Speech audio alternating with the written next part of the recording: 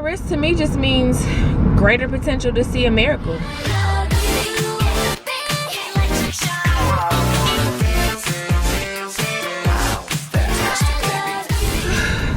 Good morning, guys. As discussed yesterday, I'm on my way back to the lab office or whatever to do my labs again for baby and us glucose test. Glucose test. It is 7:18. I literally woke up at 6:55, brushed my teeth, put some moisturizer on my face, threw on something, and ran out the door. And I'm praying that this goes like smoothly and quickly, because by the time this is all said and done, I and the baby will be starving. And hopefully my patience will not be really thin, because I am tired. For whatever reason. Well, when hubby gets home from work, now I'm like, I could be really, really tired, and I will try my best to stay awake just because I haven't really seen him all day. And I was super tired when he got home. He got home around, I guess, like 9. And I was on the phone with my cousin, my best friend, and my sister or whatever. And when she and I got off the phone, I tried to hang out and talk to him for a while. He was super tired, but my energy, like, I tried to have like this boost of energy. I didn't go to bed until like 1 o'clock. So I'm so sleepy right now. Like, I'm really, really sleepy. I'm trying not to put my chapstick on, because if I put my chapstick on, my brain says grab a mint. So I'm sorry if I look a little dusty right now. You guys, I love you guys. You guys are so nice to me all the time. It's so funny. So yeah, I'm just trying to stay awake right now. I will definitely come back and talk to you guys when I leave the office or whatever. And just say a prayer for us today, that everything goes smoothly, everything goes well. I'm not worried. I'm not even nervous. I just want to get it over with so we can move on, because this is just so stressful. I mean, just because I'm hungry. That's the only reason why I'm stressed, because I'm gonna be hungry. I'm not too hungry yet, and I'm pretty sure baby is still asleep right now, because once he or she's like awake, I can start to feel like flutters and movement. So right now, luckily, I'm just trying to let the baby stay asleep, because once they're awake, it's gonna get ugly. So anyway, let me focus on the road, even though there's really no one out here yet. Like, it's so early. Maybe I'll find a garage sale that I can go to, I can stop at. I'm obsessed with going to garage sales. Leave a comment down below if you like garage sales like I like. Like, garage sales was one of the family traditions in our household. I grew up with just my mom, my sister, and I. My mom was a strong, independent, single parent, and you know, we didn't know how much my mom was struggling, because she just always gave us, you know, the lap of luxury.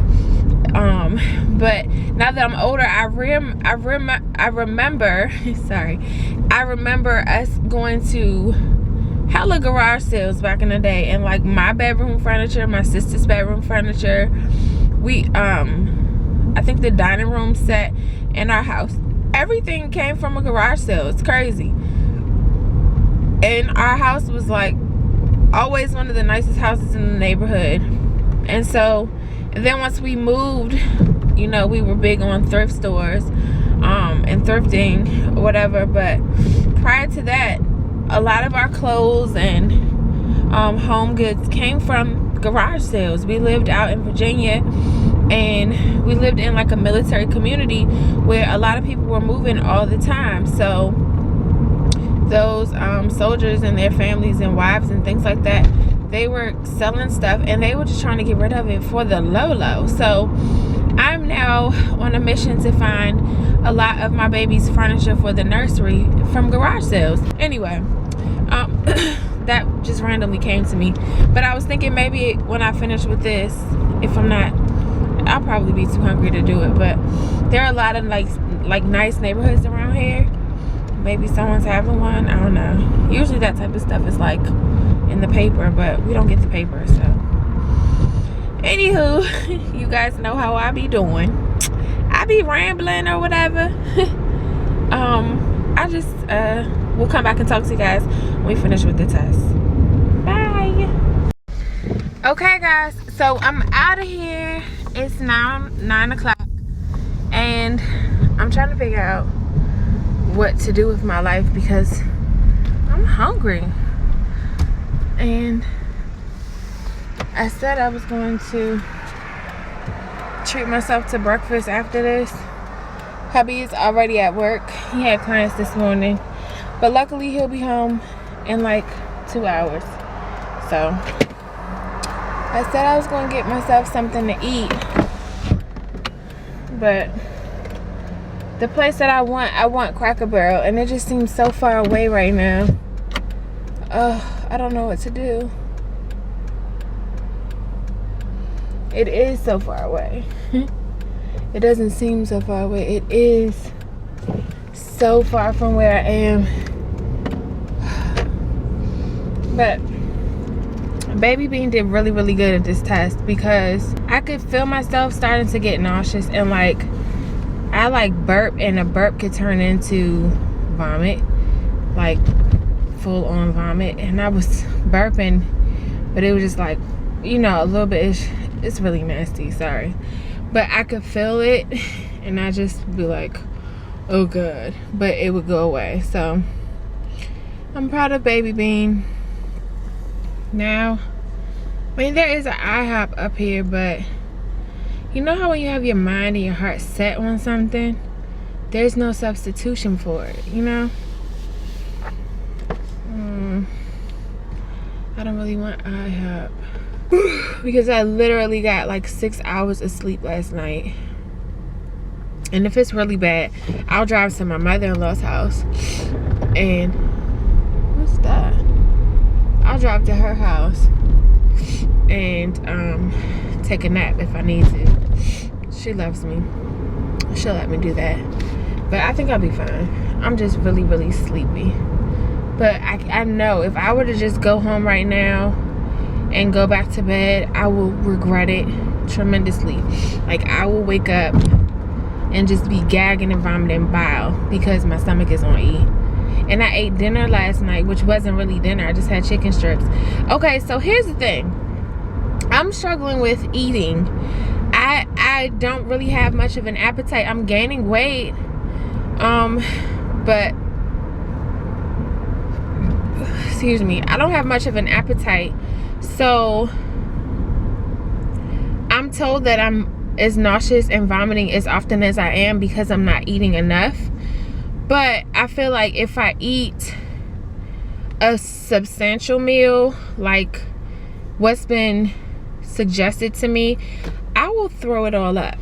So my question is, what, like my husband says, just eat every 2 to 3 hours. But that's a lot of eating, and it just, I'm not even hungry for it. Like, why am I eating it? But I get the reason why. Let's be clear. I know that I'm pregnant. I know that I need to be eating more. I'm not trying to be like self-conscious or weight conscious or any of that. All that stuff is out the window for me. But I don't have an appetite until I'm nauseous and sick because I hadn't eaten. So my question is, for any mommies who've already, you know, gone through this, what did you do like to keep yourself from getting hungry? Because I have a nurse, and that's the one thing she always like reminds me, like, do not let yourself get hungry. Like, don't let yourself get hungry. But I sometimes don't even realize I'm hungry until I'm starving and I'm sick. So I'm struggling with that because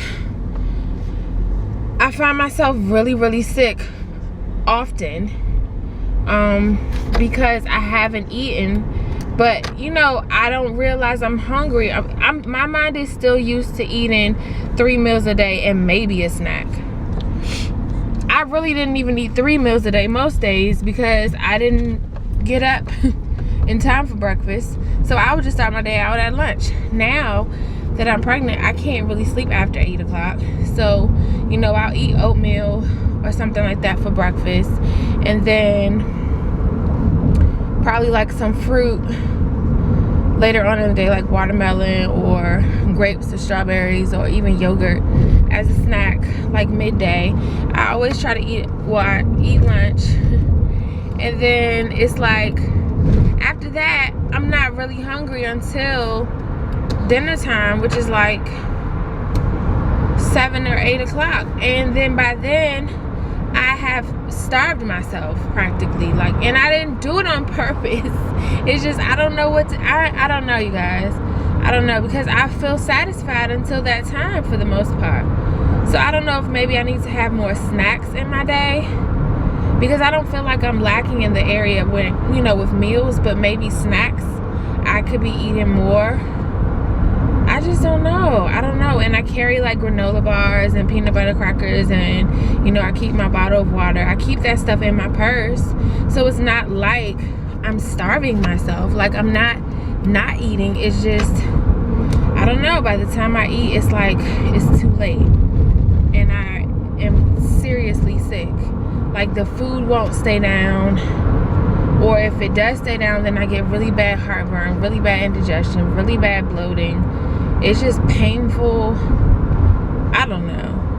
I'm just asking because maybe, I'm hoping maybe one of you mommies that watch my vlogs can help me, you know, give me some suggestions. I don't know. Anyway, I'm just having positive thoughts, being positive. Some people were like, I hope everything goes well in your test. I'm like, it will. I'm not even worried. Like nothing has worried me since we've gotten through like the rough stages. Like, and I keep saying my husband and I are going to do the video together to like share, you know, what's going on in our journey thus far with the pregnancy. But there was a lot of things that happened early on in our pregnancy that had me very nervous that, you know, this was going to be another loss, another miscarriage. And you know, that was one of the reasons why I just didn't really want to discuss it. I didn't really want to share it. You know, when we told his family I was 12 weeks and his sister was like, why are you just not telling us? Like, why didn't you tell us before now? And I just didn't, you know, it's just something I just wanted to keep between my husband and I. It was just, I just didn't want to tell everybody. And then, because that's what happened the last time we were pregnant. We told people early on, and you know, people were still in the process of congratulating us, and then we had to say, oh, we had a miscarriage, oh, she lost it. You know, it's just a really difficult thing to have to go through, and I just wasn't comfortable with that, you know, that transition, that, you know, the whole talking of it all is just, it's really rough, you know. So we decided to keep it between us. But I say that to say, you know, having gone through the things that we did experience early on in this pregnancy, I was more so nervous. But the whole time my husband has been like, oh, it's fine, don't worry about it, no, it's nothing, you're fine. Like, he's been so positive. Like, he's such a chill dude anyway, but he's just been so positive. It's kind of really rubbed off on me, you know. And he's like, my husband prays for me. Like, he's put his hands right on my belly and prayed for me and the baby. Like, it just makes me feel so much more worry-free to just be like, God, I know you got this. You know what I mean? So nothing really worries me anymore when it comes to the baby.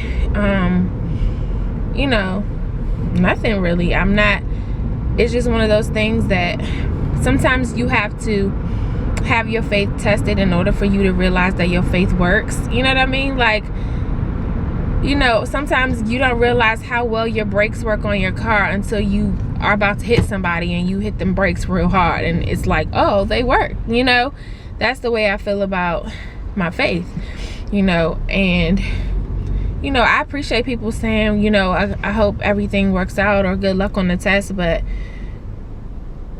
this test was just another formality. It was just one more thing that we are required to do because we're pregnant, not because, you know, something is wrong or whatever.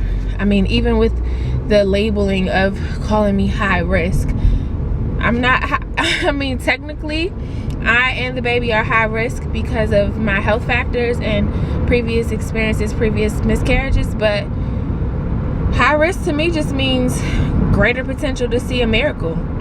You know what I mean? Like, I don't even like for people to ask me, aren't you high risk? So you're high risk.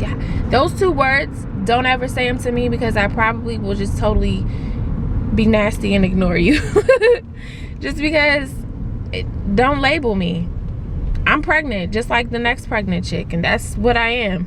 What happened in the past for us, when I was pregnant prior to this pregnancy, every doctor was like, oh, you're high risk, you're high risk. And I was so nervous. I'm like, what do you mean I'm high risk? What'd I do? What's wrong? It just causes more stress. It causes more worry. It causes more concern. People like fuss over you because you're deemed a high risk pregnant person. It's just too much. It's too much pressure. It's nerve-wracking when you're new to all of this, and it's just like, you know, this thing that you're plaguing me with, like, it's ridiculous. And after that pregnancy ended, you know, when we lost that baby, I just was like, you know, going forward, I didn't have any desire to see a doctor before 10 weeks. I was sick as a dog, but I just had no desire to go to a doctor. The emergency room closest to where we live is horrible. And that was where we actually found out that we were miscarrying in the past pregnancy, and they were just so like careless. Like I just didn't want to experience any of it again, you know. So I just made a decision. I made the decision. It wasn't even like a conjoined decision between my husband and I. I made the decision that I wasn't going to put myself through that, and my husband just agreed with it. But it's rough, you know, having lost a child, having had multiple, you know, child miscarriages. And I mean, my story is just one of those things that I don't talk about. People have asked me, and I just, it's crazy the things that I've experienced along the way in becoming a mother. And you know, even with people saying, you know, when they congratulated us and they're like, I know you wanted a baby so bad, and this and this. It's not that I wanted a baby so bad. It's when you get so close to having one and then that happens to go away, it gets taken away from you. It's rough. It's rough. It's not that I wanted a baby so bad. It was, I wanted the babies that I lost. You know what I mean? Like, I came so close, and it's just, I don't know. When you talk about miscarriage, or you talk about stillbirths, or, you know, whatever, some people are like, you know, oh, it's so normal. It's actually, they try to quote statistics as though that eases the pain. And it's like, okay, that's nice that, I mean, it's okay, 30% of all women's pregnancies, like, okay, that doesn't change the fact that I was attached to that child was attached to me, and I lost it, you know. So I don't know, I don't talk much about you know, my pregnancy history, and you know, my pregnancy journey, and trying to conceive, and just that whole story. I never really share it at all. Some of my closest friends know a lot about what I've experienced, but I'm just blessed. We're blessed. This is a miracle. It's sign-in or whatever, and I'm starting to get nauseous. And so because I started to get nauseous, and it's just like first thing in the morning, like you put on, for me, my regimen in the